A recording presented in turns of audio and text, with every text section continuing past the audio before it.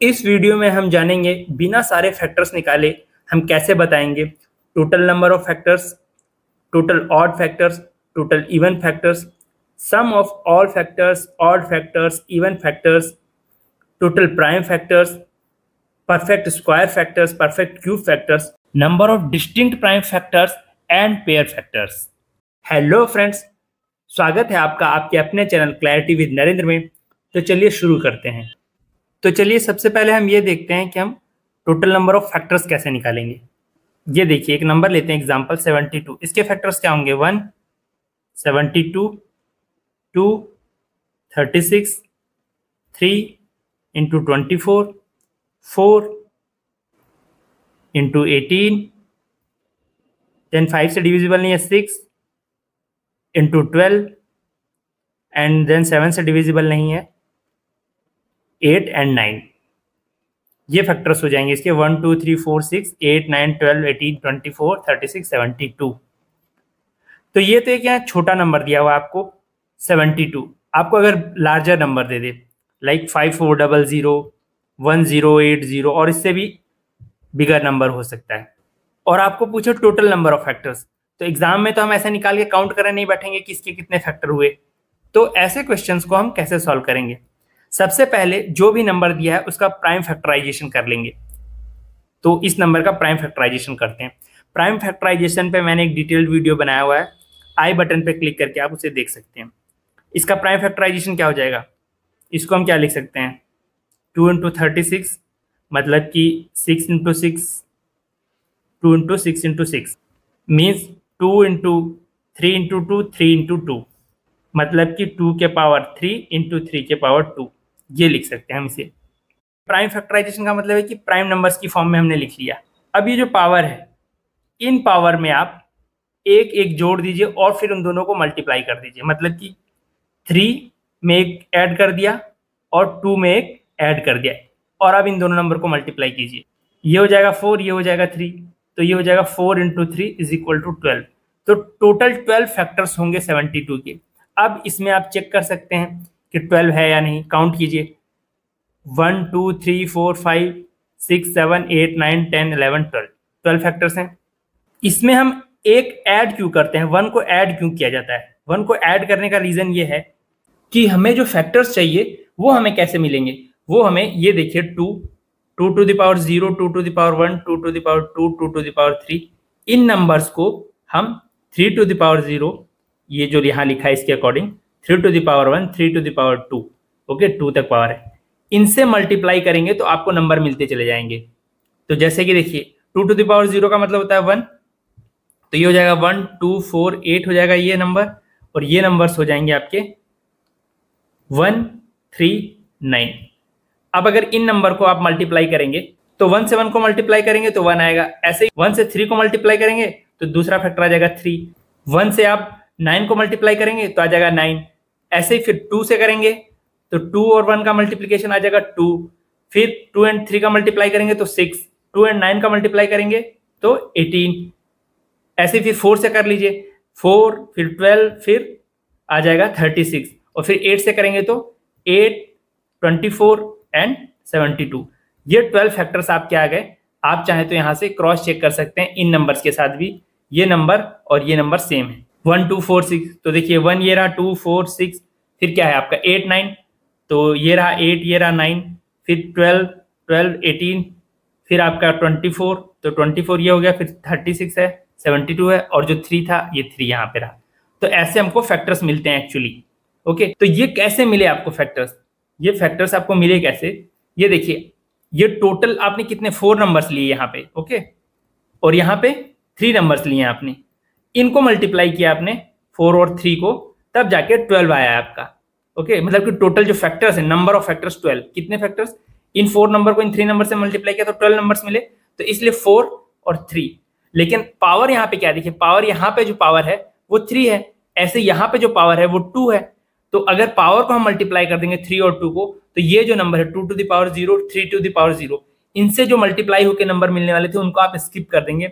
बोलने का मतलब ये है कि आप केवल फिर इन 3 नंबर से इन 2 नंबर का मल्टीप्लाई करेंगे, तो आपको 139 नहीं मिलेंगे कोई भी फैक्टर, और 248 जो ये 3 फैक्टर भी छूट जाएंगे। तो हमें केवल पावर नहीं लेनी होती है, उसमें एक ऐड भी करना होता है। पावर अगर आप लेंगे तो आपका मतलब है कि इन तीनों नंबर को आप मल्टीप्लाई कर रहे हैं, इन नंबर्स के पेयर को इन नंबर से, किससे 3⁻1 3⁻2। अगर डायरेक्ट आप पावर ले लेंगे तो ये मतलब हो जाएगा, बट हमें तो सारे फैक्टर्स चाहिए, तो हम 2⁻0 से भी मल्टीप्लाई करते हैं, 3⁻0 भी इधर लेते हैं। तो इसी वजह से जितने भी प्राइम फैक्टराइजेशन आपने किए हैं उनकी पावर में आप एक एक ऐड कर देते हैं यहाँ पे, इसीलिए हमने एक 1 प्लस कर दिया, दोनों में 1 ऐड कर दिया जाता है, यही रीजन है। आई होप ये क्लियर हो गया होगा। तो simply total number of factors का मतलब क्या हुआ, ऐसे हो जाएगा। अगर हम किसी भी नंबर को, मान लीजिए n है, इसको हम a के पावर m, b के पावर n, c के पावर p ऐसा कुछ लिख सकें, इस फॉर्म में लिख सकें जहां a b c are prime numbers, अभाज्य संख्याएं हैं। तो नंबर n के टोटल नंबर ऑफ फैक्टर्स जो होंगे, टोटल फैक्टर्स, वो क्या होंगे, जो प्राइम नंबर्स की पावर है उनमें आप एक एक ऐड करके उनको आप मल्टीप्लाई कर दीजिए, तो ये ऐसे हो जाएगा। अब ये कितने भी प्राइम नंबर्स हो सकते हैं, 2 प्राइम नंबर, जैसे कि इस केस में 2 और 3 आया, 3 भी हो सकते हैं, 4 भी, तो आप a b c d वो अपने हिसाब से एग्जाम में बढ़ा लीजिएगा। अब चलिए नेक्स्ट एग्जाम्पल लेते हैं, 5400। इसके टोटल नंबर ऑफ फैक्टर्स बताइए। इसके टोटल नंबर ऑफ फैक्टर के लिए सबसे पहले हम इसको प्राइम नंबर्स में कन्वर्ट कर लेंगे, तो ये हो जाएगा 54, उसको लिख सकते हैं 27 इंटू 2, 25 इंटू 4, ये हो जाएगा 2 इंटू 3 के पावर 3 इंटू 5 के पावर 2 इंटू 2 के पावर 2, फिर ये 2 के पावर 2 और यहाँ पे 2 के पावर 1, इनको ऐड कर दीजिए, 2 के पावर 3 इंटू 3 के पावर 3 इंटू 5 के पावर 2। ये हो गया आपका प्राइम फैक्टराइजेशन इस नंबर का। अब आप टोटल फैक्टर्स आपको पूछे तो टोटल फैक्टर्स क्या हो जाएगा, ये पावर्स में लूंगा और सब में एक एक ऐड करके मैं मल्टीप्लाई कर दूंगा, तो ये आपका हो जाएगा 2 + 1, ये हो जाएगा 4 into 4 into 3 is equal to 48। अब हम देख लेते हैं total odd factors, total number of odd factors of a given number. तो हम अगर हमारा लास्ट एग्जांपल लें ये, तो total number of odd factors के लिए सबसे पहले हम इसको प्राइम फैक्टराइजेशन करते हैं। इसको क्या लिखा था हमने, 5400 को हमने लिखा था 2 के पावर 3 इंटू 3 के पावर 3 इंटू 5 के पावर 2, ये लिखा था। अब ये देखिए, आप अगर आपको ऑड फैक्टर्स पूछे तो आपको ओनली ऑड प्राइम नंबर्स ही लेने हैं, जो इवन प्राइम नंबर है मींस 2, उसे इग्नोर कर देना है, छोड़ देना है, मतलब कि इसको आप भूल जाइए। इनको देखिए, इनके हिसाब से टोटल फैक्टर्स कितने आते हैं आपके, वही टोटल ऑड फैक्टर्स हो जाएंगे, या total number of odd factors. तो टोटल ऑड फैक्टर्स हमारे हो जाएंगे कितने, इनके अकॉर्डिंग 3 + 1 करूंगा मैं, और फिर 2 + 1, 5 के पावर 2 है तो 2 + 1, इन दोनों को मल्टीप्लाई कर दूंगा, ये हो जाएगा 4 इंटू 3 इक्वल टू 12। तो total number of odd factors या कुल विषम गुणनखंडों की संख्या कितनी आ गई, 12 आ गई। इसमें हमने क्या करना है, जो सम संख्या है, सम संख्या तो केवल एक ही होता है, दो ही एक ऐसी संख्या है जो सम संख्या भी है और अभाज्य संख्या भी, तो 2 को आपको छोड़ देना है इस केस में, और बाकी जो नंबर है उसके हिसाब से आप कुल गुणनखंड कितने आ सकते हैं वो निकालना है। तो इस केस में हमारा 12 आ गया। अब हम देखते हैं टोटल इवन फैक्टर्स, सम गुणनखंडों की संख्या कितनी होगी। उसके लिए हमने जो हमारा नंबर था इसका प्राइम फैक्टराइजेशन किया, 2 के पावर 3 इंटू 3 के पावर 3 इंटू 5 के पावर 2। तो फर्स्ट मेथड है टोटल इवन फैक्टर्स आपको निकालने हैं अगर, तो जो टोटल फैक्टर्स थे उसमें से आपको ऑड फैक्टर्स माइनस कर देने हैं। तो 5400 के टोटल फैक्टर्स कितने आए थे, 48 आए थे, ठीक है, यहाँ आप चेक कर सकते हैं, और ऑड फैक्टर्स हमारे आए थे 12, तो आप 48 - 12 कर दीजिए तो 36 आएगा, ये आपका राइट आंसर हो जाएगा 36। सम गुणनखंड अगर आपको निकालने हैं तो आपको जो कुल गुणनखंडों की संख्या थी उसमें से विषम गुणनखंडों की संख्या को घटाना है। अब जो दूसरा मेथड है इवन फैक्टर्स या सम गुणनखंडों की संख्या को बताने का, उसमें आपको क्या करना है, जो विषम गुणनखंड हैं उनके लिए तो सेम रूल फॉलो करना है, मतलब 3 प्लस मैंने 1 किया मल्टीप्लाइड बाई 5 के पावर 2 है तो 2 + 1 कर दिया, और ये जो 3 है ये 3 के पावर 3 वाला है। और जो 2 के पावर है उसमें हमको केवल 3 लेना है, उसमें आपको एक ऐड नहीं करना है, ये जो पावर है बस ये लेनी है।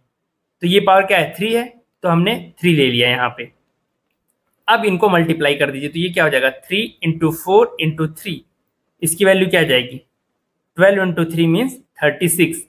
तो ये आपका 36 आ गया। अब इसके पीछे का कॉन्सेप्ट क्या है, हम यहाँ पे 3 क्यों ले रहे हैं, +1 क्यों नहीं कर रहे हैं, मतलब हमने 2 के पावर 0 को निग्लेक्ट किया है इसमें। क्यों, जैसे मैंने आपको स्टार्टिंग में बताया था यहाँ पे कि हम क्यों एक ऐड करते हैं, हम इसलिए ऐड करते हैं कि 2 के पावर 0, 3 के पावर 0 जो भी नंबर है ये वाला नंबर भी हमारे साथ में आ जाए और मल्टीप्लीकेशन के बाद कोई भी नंबर स्किप नहीं हो। तो अगर हम 2 के पावर 0 लेंगे तो हमारे पास क्या आ जाएगा, 1 आएगा, और 1 से फिर आप इन फैक्टर्स को मल्टीप्लाई करेंगे, ये क्या है, ऑड फैक्टर्स थे ना हमारे, केवल इन दोनों फैक्टर्स को आप देखें फिर से, केवल इन दोनों फैक्टर्स मतलब 3 और 5 को आप अगर देखें तो ये टोटल फैक्टर्स देगा, ये तो क्या हो जाएंगे आपके, ये आपके ऑड फैक्टर्स होते हैं। और अगर मैं 1 से मल्टीप्लाई करूंगा ऑड फैक्टर में तो भी वो क्या आएगा, ऑड फैक्टर्स ही आएगा। इसीलिए मैंने 2 के पावर 0 वाला जो वैल्यू होती है उसको स्किप कर दिया, तो केवल 3 ही लेना पड़ेगा आपको, 3 में कुछ ऐड नहीं करने की जरूरत है। और अगर आप 3 लेंगे तो ये जो विषम संख्याएं आई हैं, ये जो क्या बोलते हैं ऑड फैक्टर्स आए हैं, इसमें किसका मल्टीप्लाई होगा, 2 के पावर 1, 2 के पावर 2, 2 के पावर 3, इन नंबर्स का मल्टीप्लाई होगा, मतलब 2, 4 एंड 8। तो अगर किसी भी नंबर में आप इवन नंबर से मल्टीप्लाई करेंगे तो वो इवन हो जाता है, तो इसलिए इसके फैक्टर इवन फैक्टर हो जाएंगे। इसीलिए हमने 2 के पावर 0 मतलब कि जो एक हमको ऑड नंबर दे रहा था उसको हमने निग्लेक्ट कर दिया, इसमें अवॉइड किया है। तो आपको मैं समरी बता देता हूँ ब्रीफ। अगर आपको total number of even factors पूछे या टोटल इवन फैक्टर्स सम गुणनखंडों की संख्या, तो आपको बस टोटल फैक्टर्स में से ऑड फैक्टर्स को माइनस कर दीजिए, या फिर जो 2 है आपका, जो 2 प्राइम नंबर है उसके पावर जो है केवल वो पावर वैसी की वैसी ले लीजिए, और बाकी जैसे हम नॉर्मली करते हैं कि हर पावर में यहाँ पे 3 यहाँ पे 2, इनमें एक एक ऐड कर दीजिए और अब इन तीनों का आप मल्टीप्लाई कर दीजिए। अब हम देखते हैं टोटल प्राइम फैक्टर्स, कुल अभाज्य गुणनखंडन। अगर आपको पूछे कि इनकी संख्या बताइए या in total number of prime factors, तो हमारा एग्जांपल हमने लिया 5400, इसी को फिर से कंटिन्यू करते हैं, 2 के पावर 3, 3 के पावर 3 इंटू 5 के पावर 2, इस फॉर्म में लिख सकते हैं हम। अब जो प्राइम फैक्टर्स होते हैं, टोटल प्राइम फैक्टर्स, इसके 2 वेज होते हैं, 2 वेज। कभी कभी क्या होता है, एग्जामिनर पूछना चाहता है केवल प्राइम नंबर्स को आप इंक्लूड कीजिए, मीन्स क्या, प्राइम नंबर क्या है, 2 है, 3 है एंड 5, बस यही होते हैं प्राइम नंबर। 2 इंटू 2 तो 4 हो जाएगा, वो एक प्राइम नंबर नहीं है। तो इस केस में आपके 3 प्राइम फैक्टर्स हो गए। Total number of prime factors कितने हुए, टोटल प्राइम फैक्टर्स, कुल अभाज्य गुणनखंडन की संख्या हो गई 3। ये 3 क्या है, 2, 3 एंड 5, ये है आपके टोटल प्राइम फैक्टर्स। और इसे ही कई बार डिस्टिंक्ट प्राइम फैक्टर्स या हिंदी में भिन्न अभाज्य गुणनखंड भी कहा जाता है। बट एग्जामिनर कभी कभी आपको टोटल प्राइम फैक्टर्स के नंबर अगर पूछ रहा है तो वो ये बोलना चाह रहा है कि ये जो पावर है इनको ऐड करके बताइए, तो आप सिंपली इनको ऐड कर दीजिए, जो कि प्राइम नंबर्स हैं उनकी पावर क्या है, 3 + 3 + 2 = 8। इस केस में 8 आ गया। अब आपको कंफ्यूज नहीं होना है कि एग्जाम में मैं कौन सा यूज करूं, कौन सा मेथड। एग्जामिनर एक ही टाइप से क्वेश्चन सेट करेगा, या तो इस वे से सॉल्व हो या इस वे से, मतलब कि या तो आपको ऑप्शन देगा 2, 3, 4, 5, या आपको देगा 8, 16, 15, 4, ऐसा कुछ। तो ये देखिए इसमें कहीं 3 नहीं है, इन ऑप्शंस में कहीं 8 नहीं है। तो सिंपली अगर आपका आंसर इससे नहीं आ रहा हो तो ये मेथड यूज कर लीजिएगा। और ऐसे सिंपल नंबर देने के बजाय एग्जामिनर आपको ऐसा कुछ भी दे सकता है कि 30 के पावर 5 है इंटू 24 के पावर 5 है, इसके total number of prime factors बताइए। तो इसके प्राइम फैक्टर्स क्या हो जाएंगे, इस नंबर को आप एक सिंगल नंबर मान के सॉल्व कीजिए। ये हो जाएगा आपका 6 इंटू 5 के पावर 5 इंटू 24 क्या हो जाएगा, 8 इंटू 3 के पावर 5। अब 6 को मैं लिख सकता हूँ 2 इंटू 3 इंटू 5 के पावर 5 हो जाएगा ये, और ये हो जाएगा आपका 2 के पावर 3 इंटू 3 के पावर 5। अब इसको आप सिंप्लीफाई कर लेते हैं, 2 के पावर 5 लिख सकता हूँ, इंटू 3 के पावर 5 लिख सकता हूँ, इंटू 5 के पावर 5 लिख सकता हूँ, इंटू 2 के पावर 3 इंटू 5। पावर के ऊपर पावर होती है तो वो मल्टीप्लाई हो जाता है, तो 3 इंटू 5 क्या हो जाएगा, 15 इंटू 3 के पावर 5। अब ये देखिए यहाँ पे भी 2 है, यहाँ पे भी 2 है, तो इन दोनों की पावर को हम ऐड कर देंगे, तो ये हो जाएगा 2 टू द पावर 5 प्लस 15 20। ऐसे यहाँ पे 3 है और यहाँ पे 3 है, तो इनकी भी पावर को ऐड कर देंगे, 3 इंटू 5 प्लस 5 10, और यहाँ पे आपका 5 बच गया, तो हो जाएगा 5 के पावर 5। अब अगर आपको क्वेश्चन में ऑप्शन दिया हो कि इस नंबर के, इस एक्सप्रेशन के कितने प्राइम फैक्टर्स हैं, और ऑप्शन हो आपके 3 4 5 6, ओके, तो आपका राइट आंसर हो जाएगा 3। ये वाला आंसर राइट हो जाएगा। क्यों? क्योंकि 2 एक प्राइम फैक्टर है, 3 एक प्राइम फैक्टर है, 5 एक प्राइम फैक्टर है, इसके ओनली 3 ही प्राइम फैक्टर्स हैं।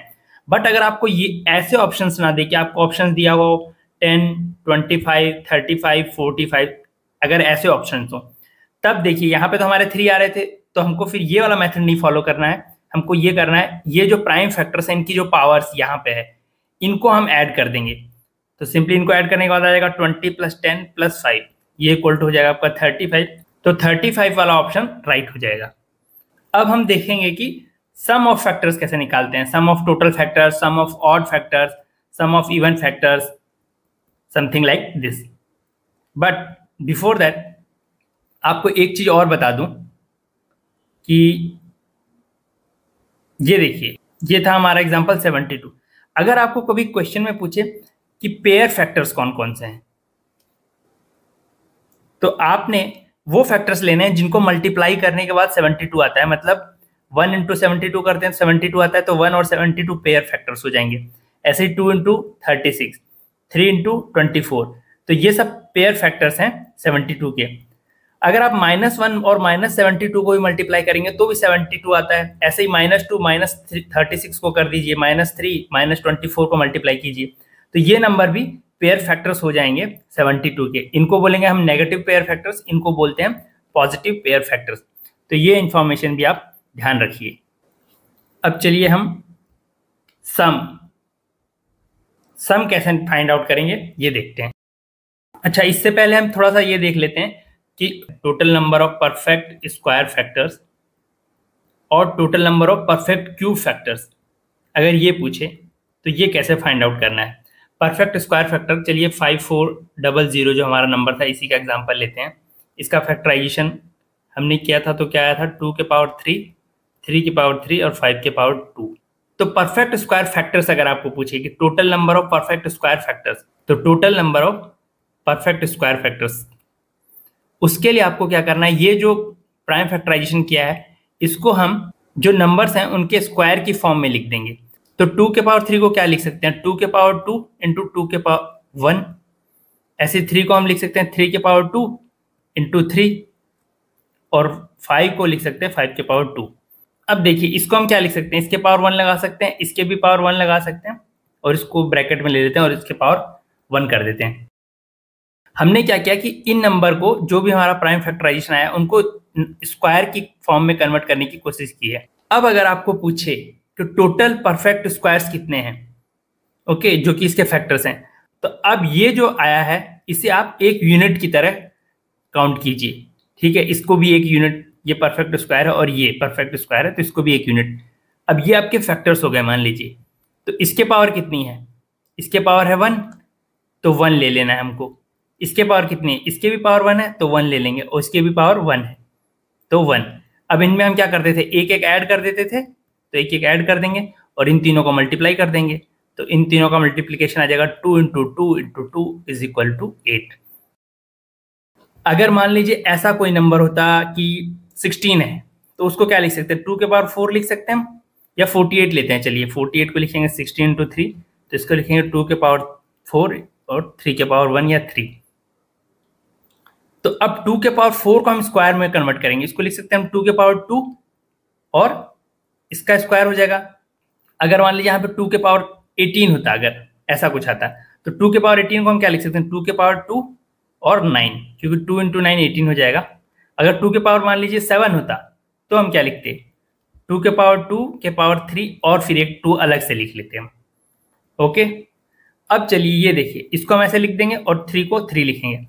अब अगर इस नंबर के बोलता परफेक्ट स्क्वायर्स कितने हैं, total factors, perfect square factors कितने हैं, तो इसको हम एक यूनिट की तरह कंसिडर करेंगे, और इस पे तो स्क्वायर है ही नहीं, तो इस नंबर को हम इग्नोर कर देंगे।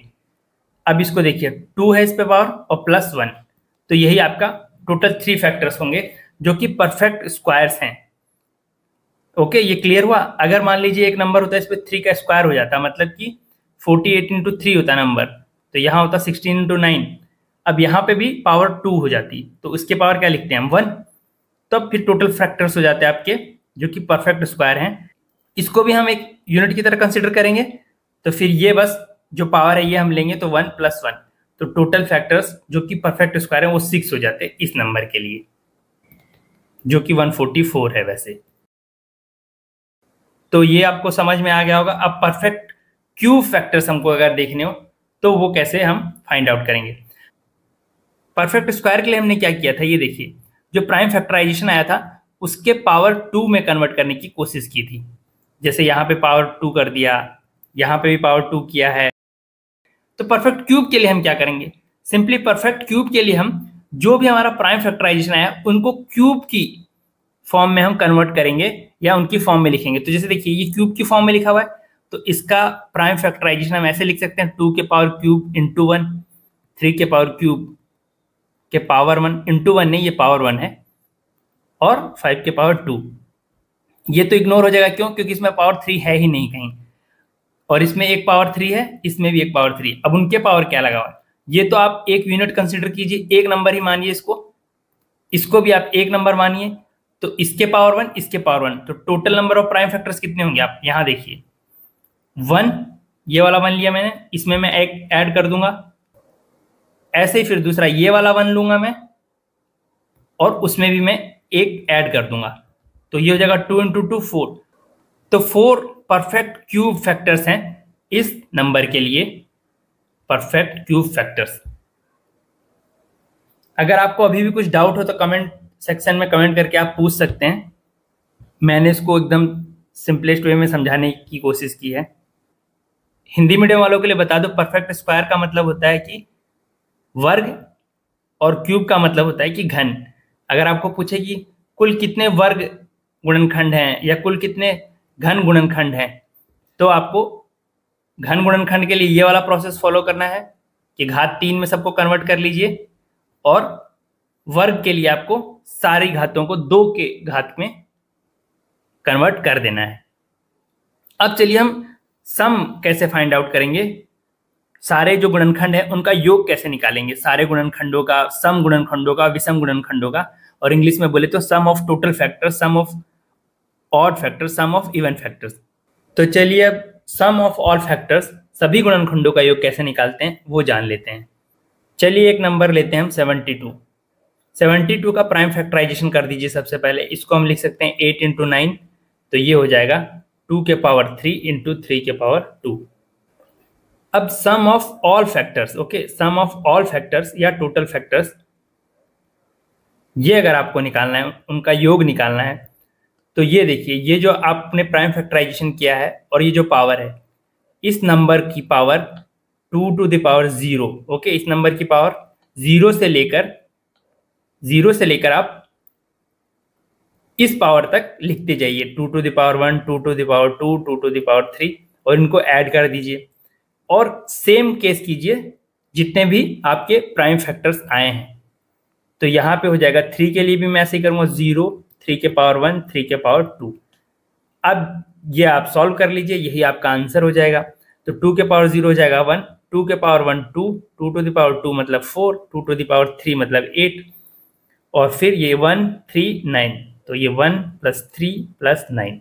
अब ये कितना हो जाएगा, 4 8 12, 2 14, 1 15, 15 इंटू 12 13, 13, तो 15 इंटू 13 अगर हम करेंगे तो 15 3 ज़ा 45, और 15 1 ज़ा 15, सो 19, 195। तो ये 195 आएगा आपका सम ऑफ ऑल फैक्टर्स। अगर आप इसके सभी गुणनखंड निकाले 72 के, सभी गुणनखंड मतलब कि क्या, 172 2 और 36 3, 24 4, 18 5 नहीं होगा, 6 12 एंड देन 8 9। तो अगर आप इन सबको ऐड करेंगे तो ये वैल्यू आएगी।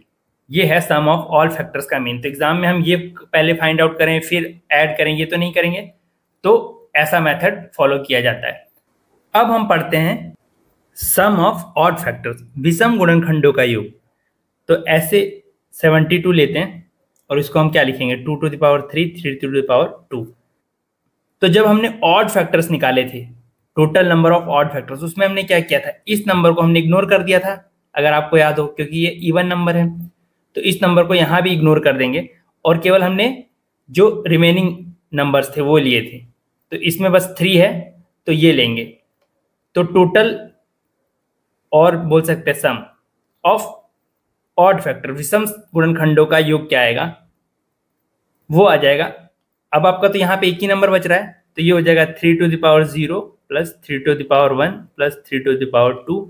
तो ये वैल्यू आ जाएगी आपकी 139। तो इसको आप ऐड कर दीजिए, ये हो जाएगा 13। तो 72 के जो विषम गुणनखंड आएंगे ऑड फैक्टर्स, उनका टोटल आपको 13 मिलेगा। ओके। और मान लीजिए कोई और नंबर होता है, जैसे कि आपका 5400 था, तो उसको हमने क्या लिखा था, 2 टू द पावर 3 और 3 to the power 3 into 5 to the power 2। तो उसमें आप ये इग्नोर करेंगे और फिर ये ले लेंगे 3 to the power 0, 3 to the power 1, 3 to the power 2, 3 to the power 3। Okay. और फिर 5 को भी ले लेंगे, वो हो जाएगा 5 to the power 0, 5 to the power 1, 5 to the power 2। अब फिर इसको आप सॉल्व कर लीजिए। बोलने का मतलब यह है कि ऑड फैक्टर्स का आपको अगर सम निकालना है, विषम गुणनखंडों का योग निकालना है, तो जो इवन नंबर है, सम संख्या है, उसको आप इग्नोर कर दीजिए, उसको छोड़ दीजिए और बस ऑड नंबर्स को आप लीजिए।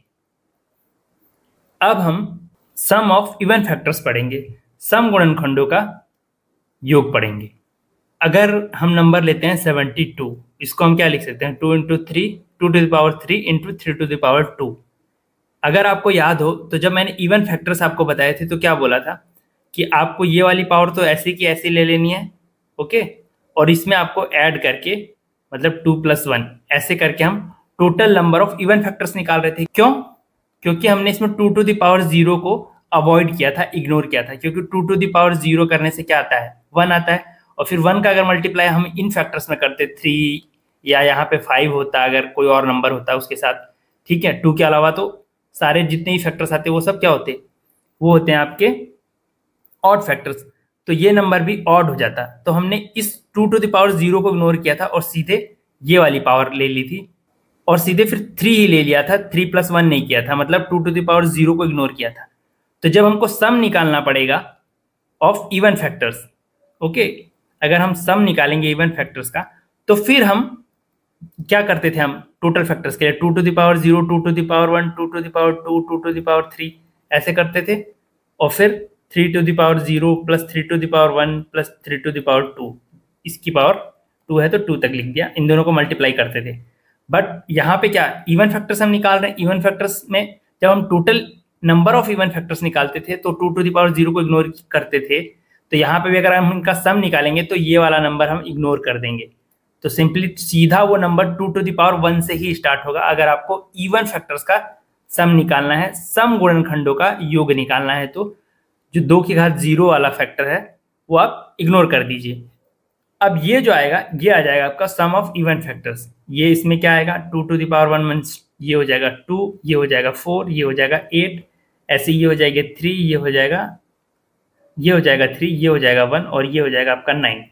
अब ये आप वैल्यू रख दीजिए, ये हो जाएगा 14, ये हो जाएगा आपका 13, 14 इंटू 13 कर दीजिए, तो ये आ जाएगा आपका 182। अब आपको अगर याद हो तो आपका जो ऑड फैक्टर्स का सम था वो क्या आया था, वो यहाँ पे आया था 13, ठीक है। और ऐसे ही टोटल कितना सम आया था फैक्टर्स का, 195। तो ऑड का अगर 13 आया है, अगर मैं टोटल में से 195 में से टोटल जो है 13 अगर माइनस कर दूं तो मेरा सम किसका आएगा, जो बचे हुए फैक्टर्स हो गए, मतलब इवन फैक्टर्स का सम आना चाहिए। तो 195 माइनस अगर मैं 13 करूंगा तो ये 182 ही आता है। तो सम ऑफ इवन फैक्टर्स हम ऐसे निकाल सकते हैं।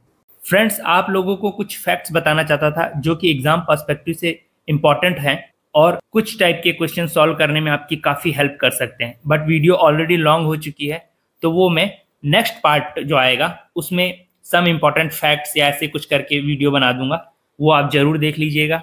और अगर वीडियो अच्छा लगा हो तो इसे लाइक कर दीजिए और चैनल से जुड़े रहें, इसे सब्सक्राइब कर लें ताकि कोई भी नया कंटेंट अगर आए तो आपसे मिस ना हो। और लाइक एंड सब्सक्राइब ये भले ही आपके लिए छोटी बात हो, बट इन्हीं छोटी छोटी चीज़ों से हमें मोटिवेशन मिलता है कि आपके लिए और हार्ड वर्क करें और बेटर कंटेंट लेके आएँ। Thank you so much friends, keep learning, keep growing.